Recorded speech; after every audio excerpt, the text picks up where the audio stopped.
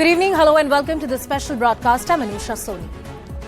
The Supreme Court of India is the final arbiter of the Indian Constitution, which means that whenever there's a dispute, it's the top court that decides what the law really says. What did the Constitution makers really envision?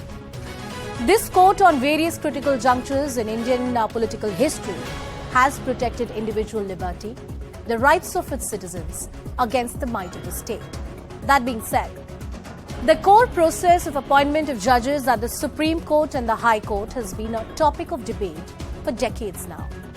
The present process of judicial appointment is called opaque and also nepotistic by some critics, including the Law Minister.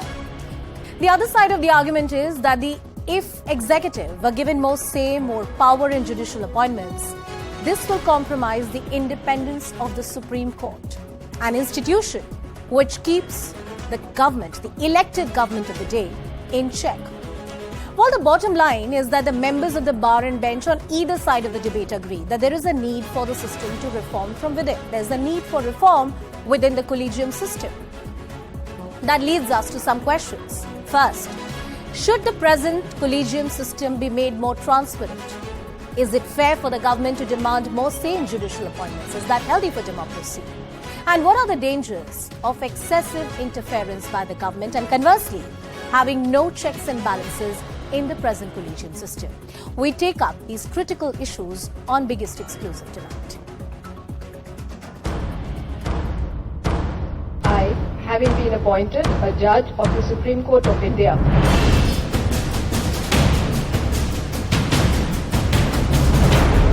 I will bear true faith and allegiance to the Constitution of India as by law established. I will duly and faithfully and to the best of my ability, knowledge and judgment Perform the duties of my office without fear or favor. I will uphold the Constitution and the law. Well, discord over the Collegium system and what exactly has the Law Minister said that has led us to the debate that we are having today. Here are some words coming in from Union Law Minister Mr. Kiren Rijiju. He has said it very categorically and emphatically that there is a need for reform. And what is the present Collegium system that the Union Law Minister thinks should be reformed? The Law Minister says that the present Collegium system is an opaque, closed-door system. There are no checks and balances, and we need to ensure that there is some degree of reform that comes. Judges appoint judges. It is famously said, for the judges, of the judges, by the judges. Is that really a proportionate criticism? Many disagree. A group of lawyers have created a monopoly. He said that 40 to 50 lawyers who speak very good English run a courtroom in the Supreme Court. It's hijacked by that courtroom. No other democracy has this system. The Law Minister is right here. Whether it's US, UK, South Africa, there is certain degree of executive role and a larger role that the executive plays than here in India. Appointing judges is the task of the government. The primacy, the question here is of primacy, which means that if the judges of the Supreme Court and the government does not agree, whose word is the last word? Right now, it's the Collegium's word, which is the last word. People don't know the politics within judiciary. Wherever there is power, wherever there is concentration of power, you are likely to have politics in that institution. That's what the Law Minister is also talking about, that you know about politics that happens in political parties, but you don't know what happens in Supreme Court. Let's now move on and tell you what this Collegium system is about. Collegium has no mention in Indian Constitution. That word you will not find in those two articles which define the Supreme Court and the High Court of the country. Appointments and transfers of Supreme Court and the High Court judges is taken up by the Collegium system. Collegium consists of the Chief Justice of India and 4 other topmost judges of the Supreme Court. As I said, it's a 5-member body headed by the Chief Justice of India, and that's what the body is. At the High Court, there's also a system led by the Chief Justice and 2 more senior-most judges, which makes recommendation. Government receives the names decided by the Collegium. They give their opinion. There's an IB report, which is given back to the Supreme Court if the government disagrees.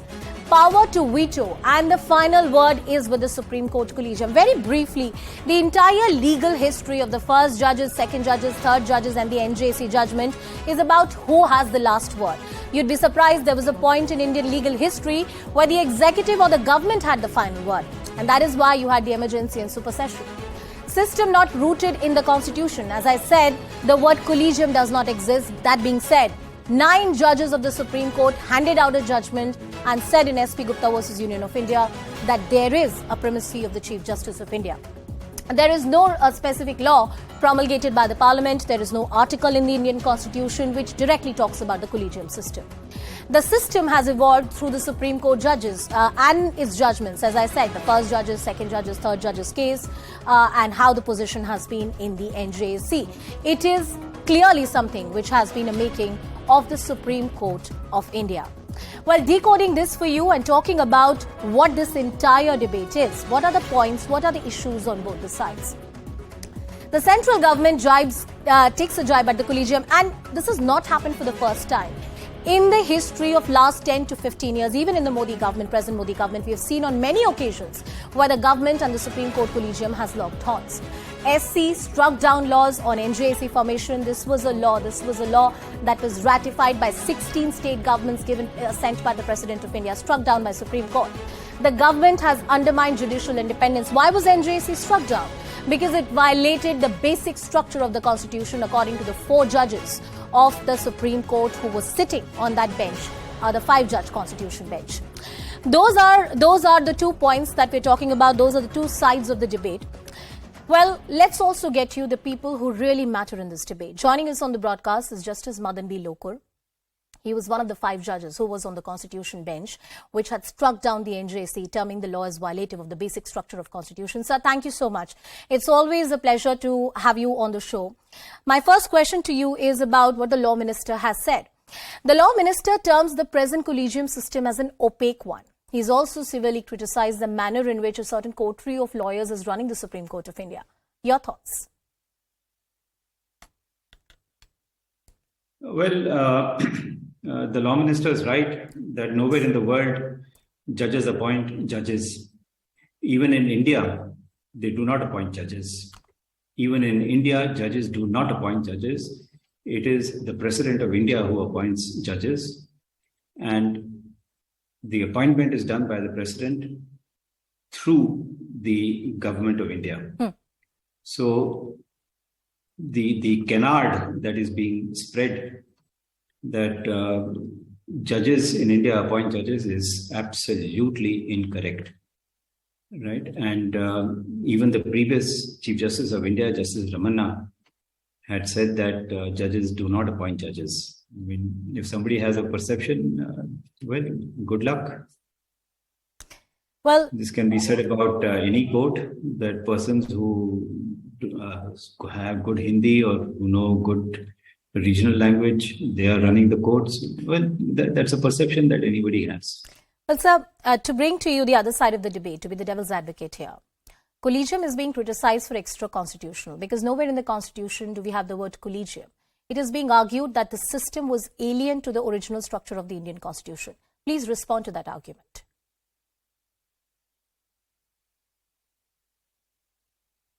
Well, 9 judges of the Supreme Court have said that there should be a collegium system. So I really don't see, what the debate is all about. Yes, there has to be some changes. I will not say reform, but there will have to be some changes that should be made in the Collegium system. There is a memorandum of procedure that can be tightened up. Yeah. The government is doing whatever it wants to do with regard to appointments. For example, it is sitting on the files of persons who have been recommended by the Collegium for months together, for years together. So I think the power of the central government to, dictate terms to the Collegium needs to be curbed. I mean, the government can't, unless it has no respect for the judiciary, if it has no respect for the judges, then perhaps it's a different matter altogether. But if it has respect for the judges, then I think it should accept the recommendations made by the Collegium. So the argument here is you're saying that this is not a system where judges are appointing judges. But the argument is that executive should have more say. They should have the last word because that is how the constitution makers had actually envisioned the process to be. What do you say about that? Well, the executive does have say, isn't it? That's why they're holding up appointments. If the executive did not have any say in the appointment process, they could not have held up the appointments of judges for months together and for years together. Obviously, they have a say. But their say must be reasonable.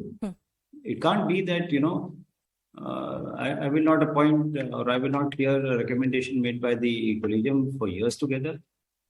Their appointments have been delayed by 3 years in some cases, by 2 years in some cases. Recently, one candidate got fed up and he withdrew the consent. Yeah. So how can anybody say that the executive doesn't have say? It has a say, and in fact, I think it has too much of a say. That has to be curbed. That is why I think the executive must respect the judiciary and must give the due respect to the judiciary.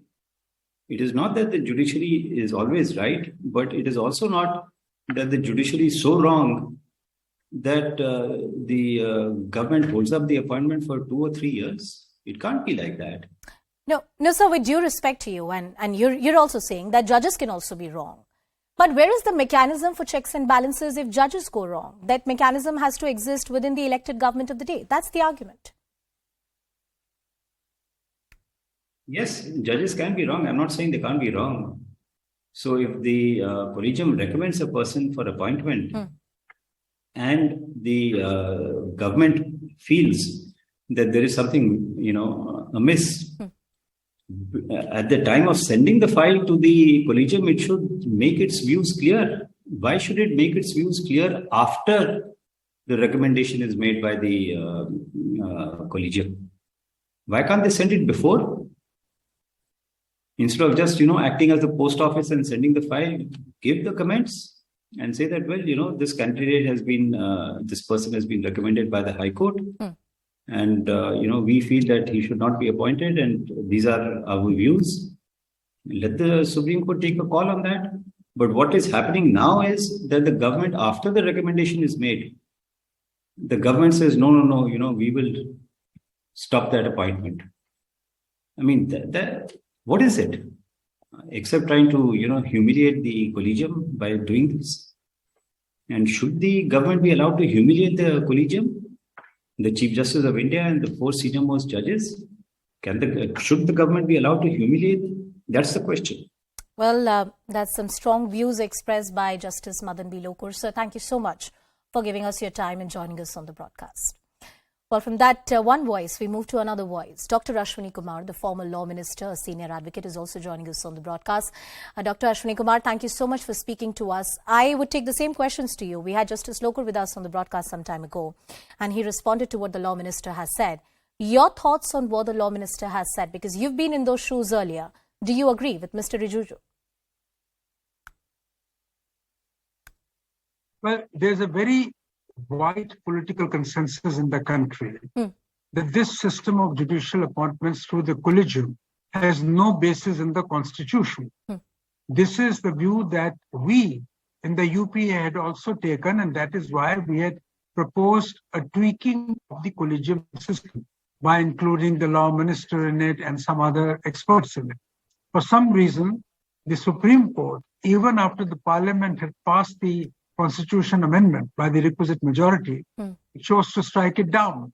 So there's a very wide body of informed opinion in the country that believes that this was wrong in striking down the law proposed by Parliament. I personally believe that the Supreme Court went wrong in equating judicial independence with the mode of appointing judges. Please do not forget that the Court decided to establish the Collegium system. All judicial appointments were done by the government alone. And some of the most outstanding, fearless and independent judges and men of great merit were appointed at that time by the government alone. Well, sir, the NJC, as you said, was struck down by the Supreme Court Constitution Bench 4:1. But in that judgment as well, there is a recognition for the need of reform within the present system. What can that reform really be? The issue of the MOP is still pending, and Yeah. I'm sure that the Law Minister and the Supreme Court will find a modus vivendi. But the fact remains that the central issue in this entire debate is whether the word consultation in the relevant provisions of the Constitution should be read as concurrence. The Supreme Court has so read it on the basis that independence of the judiciary being a part of the basic structure of the Constitution, all procedural requirements must conform to that overarching objective, and have therefore gone on to conclude, in my view, erroneously, that only if the judges in the Collegium appoint judges can we be sure of independent judges being appointed. I don't believe that is a correct premise at all. So therefore, taking the NJAC judgment forward is one part of it, which of course is a decision that will have to be taken, and the sooner it is taken, the better it is. But the fact remains that a lot of recent judicial appointments have come into controversy, and for good reason. Therefore, I find nothing objectionable in the Law Minister expressing his views. After all, he's a key functionary in the whole process. Well, sir, there's also a trust deficit between the elected government of the day and the Supreme Court Collegium, and it is not very recent. The need for reform for the MOP to be there and some degree of institutionalization to a greater extent than what exists right now is perhaps the need of the hour. First of all, the Collegium system will need to be tweaked. I think the body will have to be enlarged. But the key test here is the ability of the people concerned to pick up the best, the brightest, and the most honorable people. And I really don't think that in a country of 130 crore people, we can't pick up a handful of such people. We can, provided there is a will to pick up the best people who while they may have certain views on certain issues, are fiercely known to be independent, are known to be people of great integrity. And look, integrity and ability and competence are known much before a person being considered to be appointed as a judge. The colleagues in the bar, the litigants, the people at large know about how good or deserving or undeserving a person is. So it should not be difficult for a body really to pick up the right kind of people. What is happening in the Collegium system is that many times one notices a kind of trade-off. Okay, you appoint so-and-so and we will support so-and-so. I've heard about this, and I don't want to go further on this, but this feeling or this perception, even if it is a perception, needs to begin to trust the appointment system. There's a lack of trust in the appointment system, and as I said, it is, and as the minister said, opaque at certain levels. So I think all the distinguished judges who constitute the Collegium, till such time as the Collegium system lasts, must consciously strive to pick the best and the brightest. Thank you, Dr. Ashwini Kumar, for joining us on the broadcast, and always good to have you on the show with your views. Thank you so much. So you heard those two views. You had Justice Madan B. Lokar, one of the judges of the Supreme Court who was on the bench of the NJC, who says that it's the government which is holding up the file. On the other side of the debate is the present, the law minister, and also what the likes of Mr. Ashwini Kumar are saying, that there needs to be more checks and balances when it comes to the top judicial appointments in this country. After all, it's the world's most powerful Supreme Court. Now, I'm taking that question to our guests as well who are joining us on the broadcast. Mr. C.P. Singh, who's the former Sessions Court judge, is joining us on the show. Mr. Kapil Sankhna, who's a senior lawyer, is also with us on the broadcast. And Mr. Deshratan Nigam, who's a political analyst, is also with us on the show. Kapil, I'm coming to you first. Do you agree with what the law minister has said? In fact, he makes certain very candid remarks and, in fact, open remarks about a coterie in the Supreme Court that seems to be running the bar and also the bench, allegedly. Allegedly. Very well said. Very well placed. Let me put it like this. There are two aspects to it, and both are very important. One is the history itself. Till 1973, what used to happen is that the government and the Chief Justice would appoint, there would be a consensus. And therefore, as rightly said by lords, as far as what is consultation, which has been stated in Article 124 before was that both the executive and the judiciary used to work together. Then came the first judge's case where they said consultation means consultation. The decision of the executives is sacrosanct, and then there were a lot of difficulties. This was overruled in the second judgment. And the second judge's case was very interesting. Yeah. They overruled to say that they changed the meaning of consultation to concurrence, saying that it is binding on the President of India when the Chief Justice sends the name to honor those names. So the consultation was not concurrence after all. And this is where, as my lords rightly stated, the government started holding those files because it lacked the power to somehow impress upon the Chief Justice regarding certain names. And this is where the collegium system also came to be. Then, of course, came the third judge's case and NJAC, etc. We're not going to go there. But the difficulty that we face today is this, that we as a country, when we're talking about RTI, we're talking about openness, we're talking about transparency, there is a collegium system that's the best kept secret in the world. And you really don't know how and what is happening behind closed doors. And this does raise a lot of questions, because you do know that there are certain families, and the families are being promoted, and you really don't know what is the system. And you know Kapil, that's not just a canard or a hypothesis which is being made. There is a very eminent researcher, Mr. Gadbois, who's done a fantastic research about where the judges of the Supreme Court and High Court really come from and what family and lineage they follow. That being said, I want to go to the other side of the argument. Mr. Deshratan Nigam. Yes, please, Mr. Sankla. Yes, please go ahead. This is very important. Yeah. So to conclude what I was saying is the largest stakeholder are the people. I mean, that's there. That's obvious. They're being protected by the executive. I mean, that's there. Those are the lawmakers. Then we're talking about the largest stakeholder who are affected are, of course, the judges. But you forget the third part of it. The third part of it is we lawyers who are in the court every day. And as Dr. Kumar rightly stated, we know the integrity, the honesty, the intellect of our brethren in the bar and the other judges who are being appointed. And therefore, when you really think about it, the largest stakeholders, the largest protector of the realm and the democracy and the laws are the lawyers. Well, and I think it's high time you can't have a wonderful bench without a thriving bar. I mean, that's how it's said. I want to take that point to Mr. Deshratan Nigam. Mr. Nigam, while the law minister may have certain valid criticism, but if you look at the history of independent India, there was only, I think, 3 instances, but I'm going to talk about 2 because they're relevant here, where the supersession happened, which meant that the seniority of the judge was overlooked and there was somebody else who was appointed as the Chief Justice of India, Justice C.J.I. Ray, and Chief Justice of, Justice Khanna, who could not become the Chief Justice of India and had to lose to Justice Beg. That was the government of the day overstepping its limits and trying to make the judicial appointments political. Why shouldn't we have similar fears in today's day and age? Mr. Nigam. Anusha, in fact, as everybody agrees, the original constitution as it stood had the word consultation. And by no stretch of imagination, consultation can become concurrence, be it any language. So that is overstepping their entire jurisdiction when they passed first judge's case, second judge's case, third judge's case, and rejected the NJAC. And therefore, they forgot to apply the prime principle of the case is you cannot be a judge in your own case. The Supreme Court applying this principle on everybody else, but forgot to apply it on itself. So that is first argument.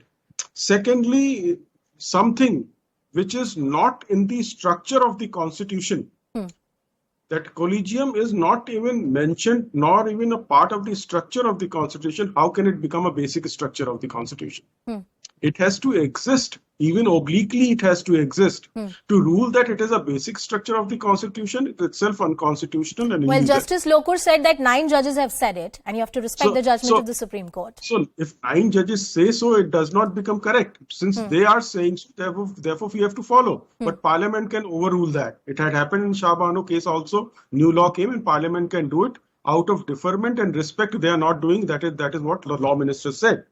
And this is, as everybody agrees, that it's a very opaque system with a lot of nepotism. And as Ashwini Kumar clearly said, there is a paid-off. The perception of common people is something different. So when you gave the examples, Anusha, of the three cases when they were bypassed and somebody else were appointed. But the people punished those government through the by way of elections. That particular government was removed from the office. So the final word lies with the people. If the elected government, which has the power and the duty and accountability to appoint judges, makes a wrong move, you can take them to the people's court. Let me bring in Mr. C.P. Singh as well, who's been with us patiently on the broadcast. Mr. Singh, thank you so much for being a part of the show. You're somebody who's been part of the system. You're a former judge at the Sessions Court. Do you agree with the criticism of the Law Minister that there's a coterie which is running the top corridors of the judiciary of this country? Certainly not. It has become a fashion to criticize the judiciary, particularly alleging that they are not honest, they are having groups, they are having nepotism. It has become a fashion in the concerned sections of the society, particularly those who have some interest in the law and courts. So far as the system of Collegium is concerned, people are saying that it is very opaque. I say no, it is not very much opaque. Nowadays, after recommendations are published on the website of the Supreme Court and High Court.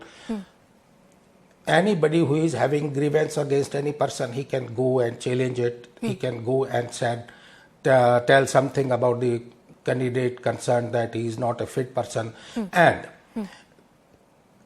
Collegium is not recommending only the recommendation of the Chief Justice alone. Yes. The 5 judges of the Supreme Court, meaning thereby a body of 5 judges, a body of apex court of 5 judges recommending the case of a particular person. They know the best part of the judiciary. They know best part of the Mr. Singh, you know, the bar, question about the person. The question that I want to take to Mr. Sankla as well, and you know, the last 2 minutes each to our panelists. Mr. Sankla, let's talk about quote unquote executive interference in judicial appointment. It presumes that judicial appointments belong to Indian judiciary. I don't think I agree with that presumption. The executive role in judicial appointments across the democratic world is much more than what it is in India. Is there a case for greater executive role powers when it comes to judicial appointments, and can that in turn act as a check and balance? And I ask this to you as a respected member of the bar. Well, I'll answer it like this. I will not say whether the interference of executive is required or not. I would definitely say this, that the involvement of all the stakeholders are involved. And I wouldn't be very biased when I say this, that lawyers really the bar really doesn't have any say. And the bar should definitely have a say. And why it should have a say is because, as I said, we know what is happening truly, really, amongst ourselves, as far as other lawyers are concerned, judges are concerned, and the judiciary is concerned. So it is high time that when you're opening up the collegium system, it's not just about executive interference. It is about involvement. It is about inclusiveness. It is about making why sure are we wary of that involvement? Why, if you read the NJAC judgment, one of the fear is that what happened during emergency, how the Supreme Court was tinkered with, how the autonomy was affected. Why in today's day and age we are scared of executive being involved more? Well, the difficulty here is that, till something or the other happens, you tend to raise a lot of hullabaloo. Yeah. I do understand that there have been at least 2 cases where there was over-interference of executive, but there could be certain checks that could be brought into place. I mean, just to say that because something happened at that time, it might happen again, and therefore we have a closed system, I think that's very unfair. Okay. And that's the argument that is also being made against RTI now. Yeah. Do we really want to give up RTI? No. I'm really proud of the fact that a thriving democracy, and it's actually become stronger, and people have more power now by the RTI and other such acts and powers that Mr. Deshradha Nigam, I've asked 1 minute, and this is the criticism I want you to answer. It is being said that when you have a strong elected government, like the present government, which enjoys the will of the people of this country, which represents the will of the people of this country, you need an independent judiciary to keep the government in check. And what has happened earlier is a lesson in history which the judiciary doesn't want to forget. It is not true, as Justice Lokur pointed out, that executive has no role. There is a reason why the law ministry is sitting on the files for a very long time, as the Collegium argues. Then asking for a greater role of the executive, is that something that we can learn from our history? Perhaps is an idea for which India is not ready for at this point in time? Anusha, exceptions do not make a rule. If you look at the original intention of the Constituent Assembly, then I'm sure you would realize the entire discussion was on the prevalence of the will of the people. And will of the people is clearly reflected through a constitution where the executive has the power in consultation with the judiciary. That was and since they were accountable to the will of the people and they could be punished for their misdeeds. And here the collegium system is not answerable to the people. Okay. Where is the accountability? Where is the checks and balances? It is very opaque. You cannot challenge whatever they have said because you will not even know Mr. what is the Nigam, ground. I agree with you on that point that however strong or sacrosanct an institution may be, you need checks and balances. Mr. C.P. Singh, Kapil Sankla, Mr. Deshratan Nigam, thank you gentlemen for joining us on the broadcast. We tried to put out this constructive debate in the larger spirit of reform, a reform that even the NJAC judgment and all the 5 judges on that bench recognize is the need of the hour as far as collegium system is concerned. With that, it's a wrap. Ridhima joins you on the other side.